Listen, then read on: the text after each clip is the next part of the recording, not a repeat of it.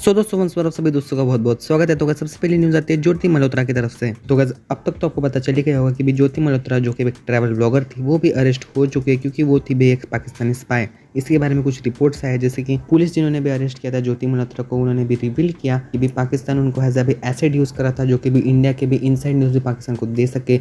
ज्योति मल्होत्रा कुछ भी यूट्यूबर्स के साथ कॉन्टैक्ट में थी, जो कि भी पाकिस्तान की एजेंसी PIO के साथ भी कॉन्टैक्ट में थे। ज्योति मल्होत्रा भी स्पॉन्सर्ड ट्रिप्स के लिए भी पाकिस्तान जाया करती थी, और भी वो जो हुआ उसके भी कुछ दिनों पहले भी वो पाकिस्तान में प्रेजेंट थी, और भाई वो कांटेक्ट में थी कुछ पाकिस्तानी ऑफिसर्स के साथ। इसी पे भी एक पुलिस ऑफिसर ने बताया कि मॉडर्न से भी बॉर्डर पे नहीं होता, कुछ भी PIOs होते हैं जो कि रिक्रूट करते हैं सोशल मीडिया इन्फ्लुएंसर्स को, जो कि भी पाकिस्तानी नैरेटिव्स को भी आगे बढ़ा सके। इसी के बाद भी ज्योति मल्होत्रा का जो इंस्टाग्राम अकाउंट था 7,000 फॉलोअर्स के साथ, वो भी सस्पेंड कर दिया गया। इन्हीं सभी के बीच में कुछ 9 स्पाइस भी पकड़े गए इंडिया में, जो कि भी 4 हरियाणा में थे, 3 पंजाब में थे और भी 1 यूपी में। और भी इसी केस के ऊपर भी कुछ फर्दर भी ट्वीट्स वायरल जा रहे हैं, जैसे कि भी ज्योति मल्होत्रा एक बंदे के साथ थी, जो बंदा भी पहलगाम के दौरान भी केक लेके जा रहा था पाकिस्तान एम्बेसी में, और भी सेम बंदा भी ज्योति मल्होत्रा के ब्लॉग में भी था, जिसके आप देख सकते हो। और भी उनकी एक वीडियो वायरल जा रही है जहाँ पे उन्होंने के लिए भी पाकिस्तान को कुछ ब्लेम ही नहीं किया, उन्होंने सिर्फ ब्लेम किया भी टूरिस्ट और गवर्नमेंट को। मैं उनकी वो वाली वीडियो आपको प्ले करके दिखा देता हूँ। गवर्नमेंट की ही नहीं बट हर उस नागरिक की रिस्पॉन्सिबिलिटी है जो घूमने जाता है, जो जिसको वॉचफुल होना चाहिए। सिक्योरिटी मैं जानती हूँ कि कश्मीर में हर जर्रे जर्रे पर चप्पे चप्पे पे सिक्योरिटी होती है, इतने आर्मी के इतने पुलिस के फोर्स होती है वहाँ पे। फिर भी अगर ये चीज़ हुई है तो कहीं ना कहीं हम भी कसूरवार हैं, हम भी दोषी हैं, क्योंकि ऑफ कोर्स ये चीज़ जो है वो हमारी बिना नॉट मतलब वॉचफुल नहीं थे हम, जिसकी वजह से ये चीज़ हुई।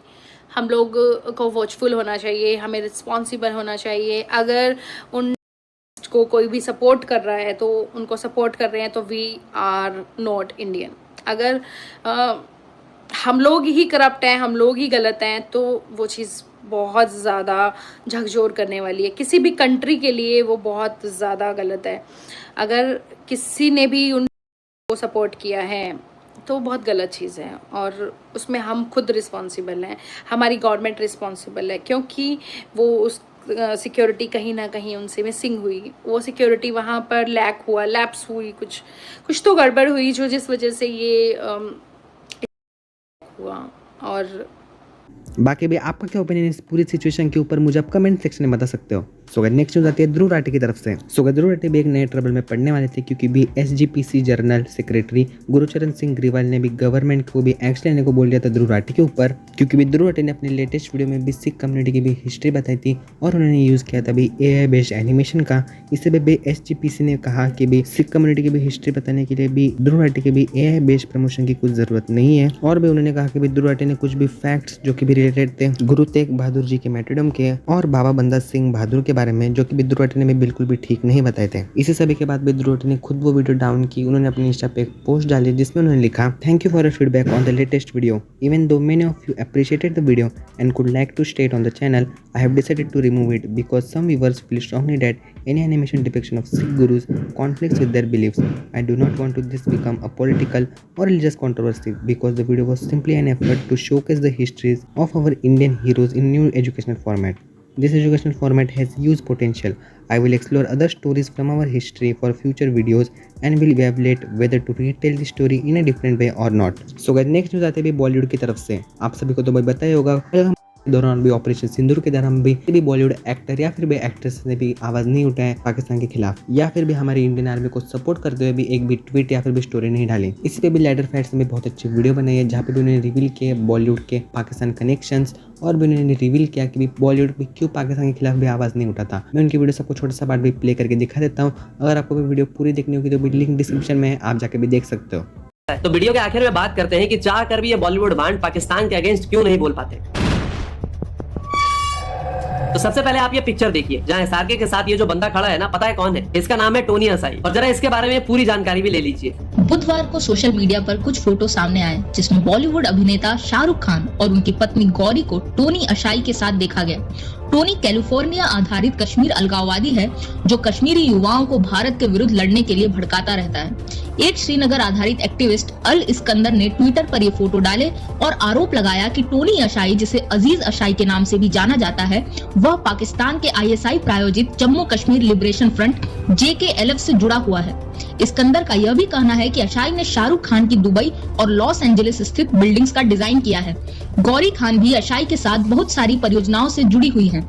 ये वही बंदा है जो बुरहान वानी को शहीद बताता है। 2020 में इसे पाकिस्तानी ISI एजेंट तक बताया गया था। इस सो कॉल्ड आर्किटेक्ट ने काफी सारे सेलेब्स के घर डिजाइन किए हैं और पाकिस्तान में भी बहुत कुछ किया है, जैसे नवल यूनिवर्सिटी और पाकिस्तान को इसी ने आर्किटेक्ट किया था, जिसमें साजिद यूसुफ शाह ने भी पोस्ट किया होता है कि टोनी अजीज अशाई के SRK और उनकी बीवी से गहरे ताल्लुक होते हैं। और ये टोनी अशाई एक मार्क्स पीस एक्टिविस्ट है जो हर मौके पे इंडिया, उसके सोल्जर्स, यहाँ तक कि यहाँ की इंडियन गवर्नमेंट के अगेंस्ट जहर उगलते रहता है। साजिद यूसुफ शाह ये भी कहते हैं कि ये टोनी अशाई और उसके लड़के सेल कंपनीज बना के धड़ल्ले से मनी लॉन्ड्रिंग करते हैं। सोचो, इसने 1992 में $450,000 की सेल कंपनी बनाई थी। बॉलीवुड से सिर्फ SRK ही क्यों, और भी लोगों के नाम बताता हूँ जो इस टोनी को पर्सनली जानते हैं। Tony Ashai is the first individual we are focusing on. Anil Masara, number 2. Yes, seen here, Tony Ashai, seen here with Shah Rukh Khan, seen here with Imran Khan, seen here with a large number of other individuals within the Bollywood fraternity. Who is he? He's an alleged member of ISI floated group JKLF, who spews venom against our forces. Look at his footprint. Look at the number of people. Boman Irani, Kareem Morani, Tony Ashai with Pariniti Chopra, Tony Ashai with Sonu Nigam, Tony Ashai with SRK, with Imran Khan.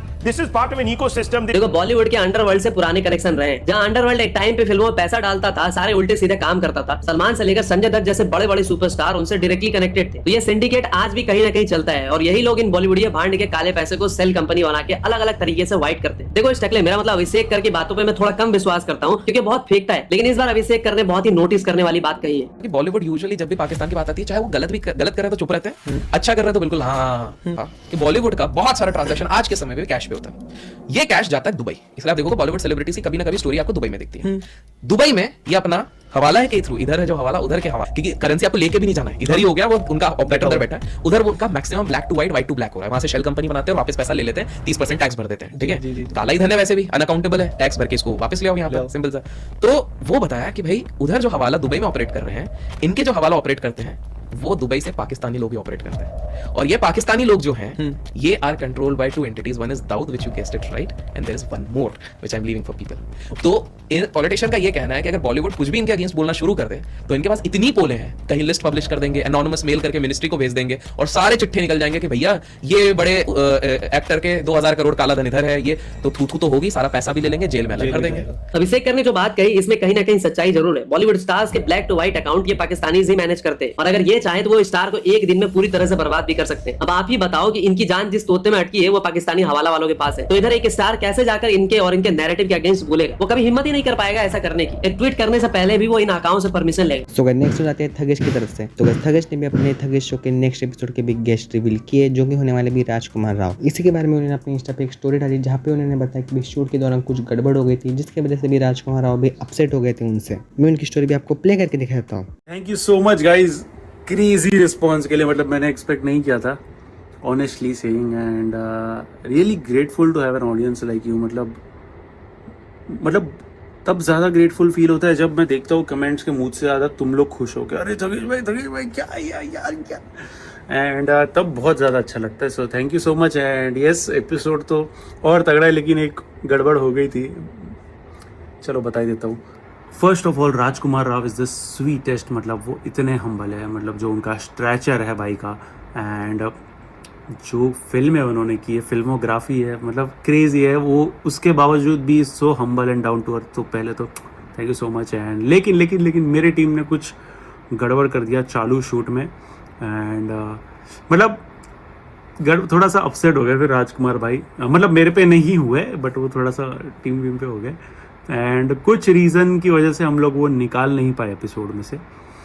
मतलब वो अब क्या reason है वो आपको समझ जाएगा कि ये क्यों नहीं निकाल पाए एपिसोड में से, वो रखना ही पड़ा।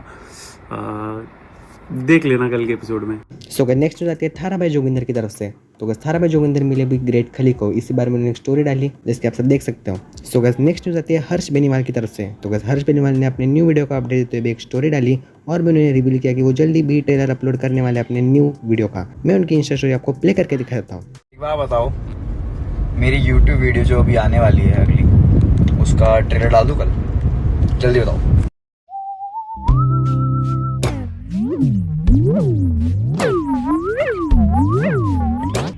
गाइस आज के लिए भी मेरे पास इतनी न्यूज़ है। अगर आपको भी वीडियो थोड़ा सा पसंद है तो वीडियो को लाइक कर देना, चैनल पे अगर आपने तो चैनल को सब्सक्राइब कर देना। मैं आपको होपफुली भी नेक्स्ट वीडियो मिलूंगा, तब तक के लिए बाय गाइस।